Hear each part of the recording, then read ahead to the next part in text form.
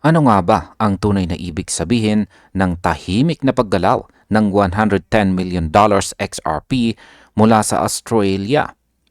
Yan, sa mundo ng crypto, may mga galaw na hindi po sinasabayan ng hype. Walang balita at walang kasamang biglaang pagtaas o pagbaba ng presyo. Pero bilang isang crypto enthusiast, ang mga ganitong tahimik na transaction ang mas dapat binibigyang pansin. Kamakailan lamang, meron pong $110 million worth ng XRP ang gumalaw mula po sa isang top Australian exchange. Walang market panic, walang pump, walang dump. Ngunit kapag sinuri mo ang on-chain data, ibang kwento ang lumalabas. Ito ay hindi simpleng paglipat ng pondo. Isa po itong sinyales ng institutional intent.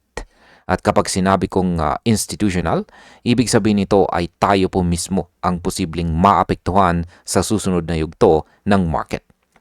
Hindi po ito balita para sa headlines lang, kundi para sa mas malalim na pag-unawa sa galaw ni XRP.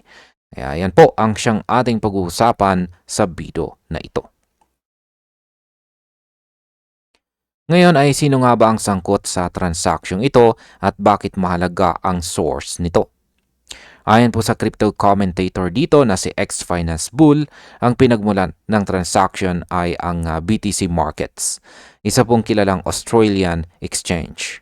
Hindi po basta-basta exchange ang BTC Markets dahil isa rin siyang Ripple on-demand liquidity partner. Ibig sabihin, may actual po siyang papel sa paggamit ni XRP sa real-world payments. Ang transaction po ay eksaktong 55 million XRP. Malinaw at walang kalabuan. Ayan. Walang hati-hati, walang test transactions. At kapag ganito po ka-precise ang galaw, madalas itong indikasyon ng planned operation. Hindi po ito retail behavior. Hindi rin ito trader na naghahabol ng short-term profit. Ito ay kilos na kadalasang ginagawa ng mga entity na may malinaw na operational purpose. Ngayon ay saan po ba dinala ang XRP at bakit espesyal ang destination wallet? Mas lalo pong naging interesting ang kwento nang makita ang destination address. Ang wallet na tumanggap po ng XRP ay may multi-signature security. Disabled po ang master key at may lock destination tag. Ang ganito pong setup ay hindi po ginagawa ng ordinaryong investor. Ang mas mahalaga pa, ang wallet ay konektado sa BitGo, isang kilalang digital asset custodian na ginagamit ng mga regulated financial institutions. Sa madaling salita, ang XRP ay hindi po dinala sa isa pang exchange para ibenta. Dinala ito sa institutional grade custody. Kapag ang asset ay napunta sa ganitong klaseng wallet, kadalasan ay para ito sa long-term use o operational deployment. Hindi ito pang day trading. Ngayon ay ano po ba ang ipinapakita ng transaction data sa mas malalim na pagsusuri? Kapag tinignan natin ang raw transaction data, malinaw po ang pattern. Mula sa exchange environment, lumipat si XRP papunta sa cold custody. Ayon po kay X-Finance Bull, ito ay malinaw na institutional flow at hindi market sale. Ang XRP na dating suportado ang trading liquidity ay ngayon ay wala na sa immediate sell-side availability. Hindi ibig sabihin nito ay hindi na ito gagalaw kailanman, ngunit ang intensyon ay nagbago. Ang ganito pong uri ng galaw ay karaniwang pagkahanda para sa cross-border payment operations. Hindi po ito nakabase sa chart patterns. Nakabase po ito sa function at saka utility ni XRP.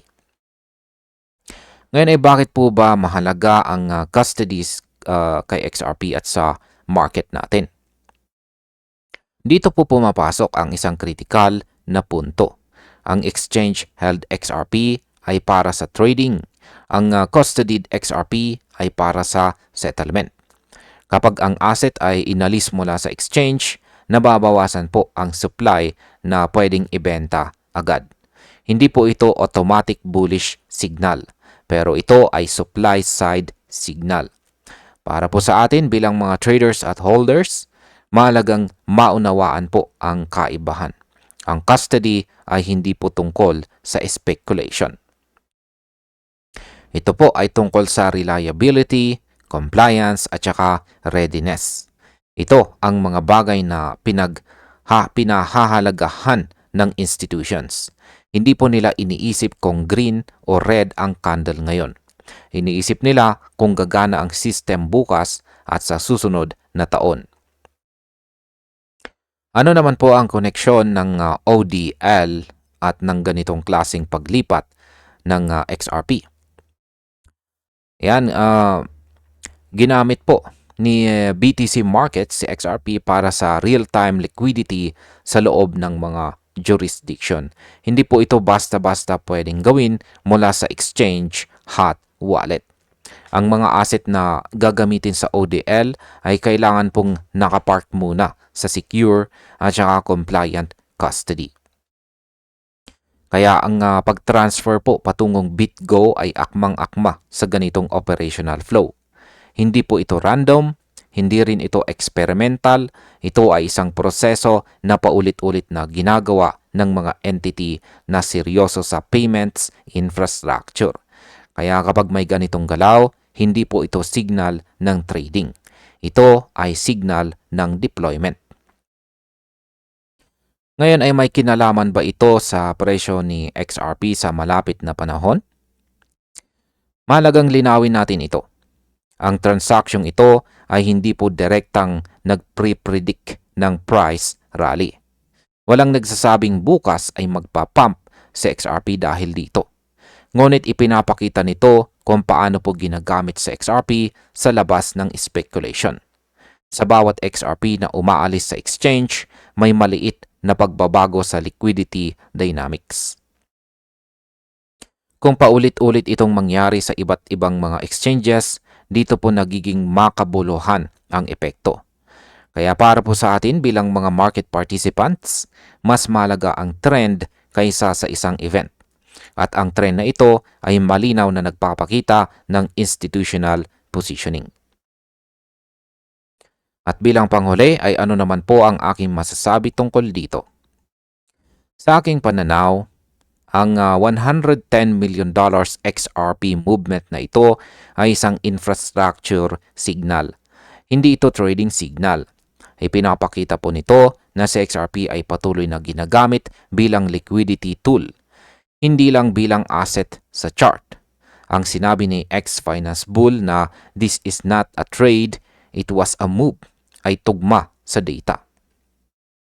Para po sa mga traders, maaaring walang instant reaction. Para naman po sa mga holders o hodlers, ito ay paalala na may nangyayaring malalim sa likod ng market noise. Hindi lahat ng mahalagang galaw ay may kasamang malaking candle. Minsan ang pinaka-importanting signal ay ang tahimik. At dito po natin masusukat ang tunay na papel ni XRP sa global dominance. At ayan, hanggang dito na lamang po tayo sa video na ito mga ka-crypto. Maraming salamat sa panonood.